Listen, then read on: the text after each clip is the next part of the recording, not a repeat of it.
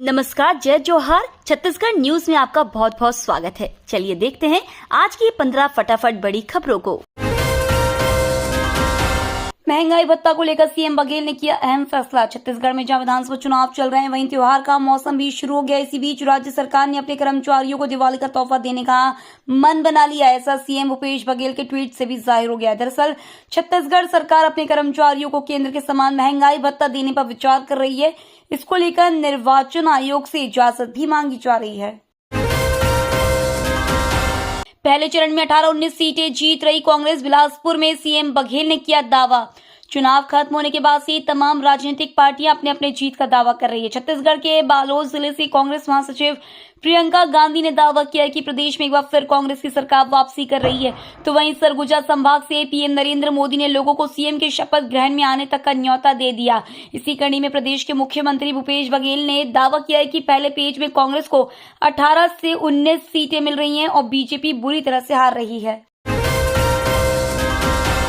कांग्रेस बसाने का भाजपा उजाड़ने का काम कर रही, बोले भूपेश बघेल। सीएम भूपेश बघेल ने तखतपुर विधानसभा क्षेत्र के ग्राम बीजा, बेलतरा क्षेत्र के ग्राम सेंद्री व चांटीडीह में आम सभा को संबोधित किया। उन्होंने कहा कि छत्तीसगढ़ में भाजपा ने गरीब किसानों को उजाड़ने का काम किया है, जबकि कांग्रेस ने पिछले 5 सालों में जरूरतमंदों को पट्टा व मकान उपलब्ध करा के बसाने का काम किया है। दोबारा सरकार बनी तो यह काम आगे भी जारी रहेगा। कायर मत समझो साहेब, अपने करीबी के घर ईडी रेड पर बोले सीएम बघेल। प्रवर्तन निदेशालय ने दावा किया है कि फॉरेंसिक विश्लेषण और पैसे का लेन देन करने वाले एक व्यक्ति के बयान में चौंकाने वाले आरोप सामने आए हैं कि महादेव सट्टेबाजी ऐप के प्रमोटर छत्तीसगढ़ के मुख्यमंत्री भूपेश बघेल को अब तक 508 करोड़ रुपए का भुगतान कर चुके हैं। ईडी ने कहा है कि यह जांच का विषय है। रवि किशन ने बघेल सरकार पर साधा निशाना। रवि किशन ने आरोप लगाते हुए कहा कि आज आप गूगल में टाइप कीजिए 508, जवाब आएगा भूपेश बघेल। जनता समझ चुकी है कि भूपेश बघेल मतलब 508। महादेव ऐप के सूत्रधार ने खुलासा कर दिया है कि उसने भूपेश बघेल को 508 करोड़ रुपए दिए हैं। महादेव ऐप के सूत्रधार शुभम सोनी के सनसनीखेज खुलासे की चर्चा करते हुए सीधे तौर पर मुख्यमंत्री भूपेश बघेल पर हमला बोलते हुए भाजपा सांसद रवि किशन ने कहा कि महादेव ऐप के तार सीधे मुख्यमंत्री और उनके नजदीकियों से जुड़े हैं। चुनावी माहौल में किसानों को लुभाने में कोई पीछे नहीं। अब गोंगपा 4000 रुपए प्रति क्विंटल में खरीदेगी धान। गोंडवाना गणतंत्र पार्टी ने दोनों दल से आगे निकलकर 4000 रुपए प्रति क्विंटल पर धान खरीदी करने की घोषणा कर दी है, जिससे चुनावी घमासान और रोचक हो गया है। दूसरी ओर गोंडवाना गणतंत्र पार्टी शहरी वोटरों को अपने साथ लाने में उसे लगातार कामयाबी मिल रही है, जबकि आम आदमी पार्टी भी चुनावी घमासान में कमर कसकर मैदान में मुकाबला कर रही है। कौन बनेगा छत्तीसगढ़ का मुख्यमंत्री? कांग्रेस भाजपा दोनों में ही जारी है कयासबाजी का दौर। भाजपा ने प्रदेश में मुख्यमंत्री पद का चेहरा नहीं दिया है। भाजपा की सत्ता में वापसी पर डॉक्टर रमन सिंह फिर कमान संभालेंगे या फिर चुनाव मैदान में उतरे केंद्रीय मंत्री और सांसदों में से किसी को मौका मिलेगा। कांग्रेस ने भी कयासों को जन्म दे दिया है कि सत्ता में बने रहने पर मुख्यमंत्री भूपेश बघेल ही रहेंगे या नया चेहरा सामने आएगा। कक्षा 9वीं से 12वीं की अर्धवार्षिक परीक्षा तिथियों में बदलाव। जिले के सरकारी स्कूलों में अर्धवार्षिक परीक्षाएं 7 से 15 दिसंबर तक आयोजित की जाएगी।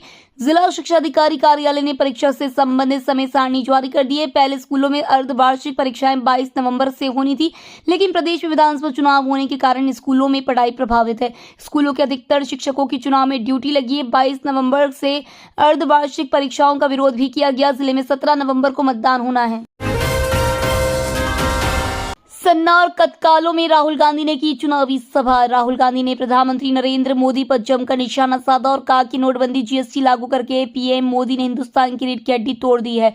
हम किसान मजदूर के पॉकेट में पैसा डालते हैं और प्रधानमंत्री नरेंद्र मोदी अडानी की जेब में पैसा डालते हैं। राहुल ने कहा कि प्रधानमंत्री कहते हैं कि ओबीसी कोई जाति नहीं है, हिंदुस्तान में सिर्फ एक ही जाति है, वह है गरीब।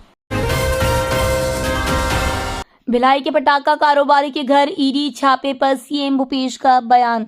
छत्तीसगढ़ के रायपुर में एक बार फिर ईडी ने दबिश दी। प्रवर्तन निदेशालय के अधिकारी ने भिलाई के पटाखा कारोबारी सुरेश धिंगानी के घर जांच कर रहे हैं। सीएम भूपेश ने ईडी की इस कार्रवाई को लेकर प्रतिक्रिया दी है। सीएम भूपेश ने कहा है कि पाटन विधानसभा की जनता को डराने की ये कोशिश वैसे ही विफलता मिलेगी होगी जैसे कल 20 सीटों पर मतदान में भाजपा को मिली है। छत्तीसगढ़ में संशोधित टीचर्स पोस्टिंग आदेश निरस्त। छत्तीसगढ़ हाईकोर्ट ने संशोधित टीचर्स पोस्टिंग ऑर्डर को निरस्त कर दिया है। शिक्षकों को पिछली पदस्थापना पर उन्हें ज्वाइन कराने की अनुमति दी है। शिक्षकों के वेतन का भुगतान भी संबंधित स्कूलों से ही होगा। इसके लिए स्कूल शिक्षा विभाग के प्रमुख सचिव की अध्यक्षता में 7 सदस्यीय समिति बनेगी। रायपुर के साइबर सेल में बड़ी कॉल फॉरवर्ड फ्रॉड की शिकायतें। ठगों के नए तरीके पुलिस के लिए भी चुनौती साबित हो रहे हैं। शहर में अब कॉल फॉरवर्ड फ्रॉड की शिकायतें ज्यादा आने लगी है। यह नए तरीके का ऑनलाइन फ्रॉड है। इसमें टेलीकॉम कंपनी के नाम से रीवेरिफिकेशन या कोरियर कंपनी से पार्सल आने के नाम पर कॉल करते हैं। इसके बाद शॉर्ट कोड के साथ मोबाइल नंबर मांगते हैं। इससे कॉल डाइवर्ट कर लेते हैं। फिर उसी नंबर से व्हाट्सएप इंस्टॉल करके इसका दुरुपयोग करते हैं। इस तरह के कई मामले पुलिस के पास पहुंचने लगे हैं। छत्तीसगढ़ में चुनावी ड्यूटी के बाद घर लौट रहे 3 शिक्षकों की मौत। सूबे के 20 विधानसभा सीटों पर 76% वोटिंग हुई। पुलिस ने बताया कि चुनावी ड्यूटी पर तैनात 3 शिक्षकों की एक सड़क हादसे में मौत हो गई। जानकारी के मुताबिक कोंडागांव जिले में तैनात 3 शिक्षक एक एसयूवी से वापस जा रहे थे। इसी दौरान उनकी गाड़ी एक ट्रक से टकरा गई। पुलिस ने बताया कि यह घटना केशकाल पुलिस थाना क्षेत्र के अंतर्गत बहीगांव के पास की है।